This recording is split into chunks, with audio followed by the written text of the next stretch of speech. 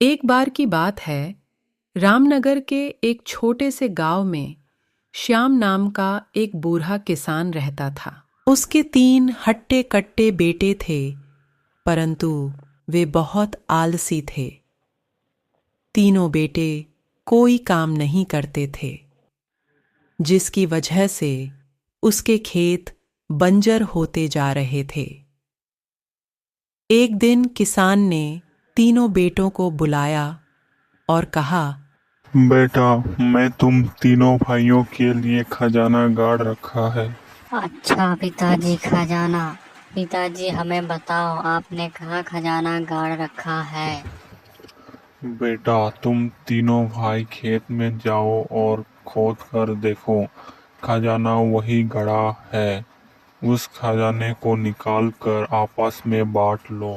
अगले दिन किसान के तीनों बेटों ने खजाना ढूंढने के लिए पूरा खेत खोद डाला, परंतु उन्हें खजाना नहीं मिला। घर वापस आकर पिताजी से बोले, पिताजी, खेत में तो हमें कहीं खजाना नहीं मिला।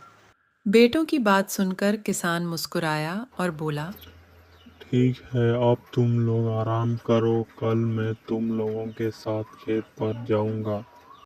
दूसरे दिन सुबह किसान अपने तीनों बेटों के साथ खेत पर गया और खेत को देखकर बोला कि तुम तीनों ने खेत को अच्छी तरह खोद दिया है। आओ अब इसे बराबर करके इसमें बीज बो देते हैं, जिससे तुम लोगों की मेहनत बेकार ना जाए। इस तरह किसान ने बहाने बनाकर अपने बेटों से काम करवाया और बीज बो दिए। कुछ समय बाद जब फसल पककर तैयार हो गई, तो वह अपने बेटों के साथ खेत पर गया। हरी भरी फसल दिखाते हुए वह अपने बेटों से बोला, देखो, तुम लोगों की मेहनत रंग लाई है, कितनी अच्छी फसल हुई है। वास्तव में यही वह खजाना है जिसे मैं तुम लोगों को सौंपना चाहता था। बेटों ने बोला कि धन्यवाद पिताजी, आपने हमारी आंखें खोल दी। अब हम परिश्रम करेंगे।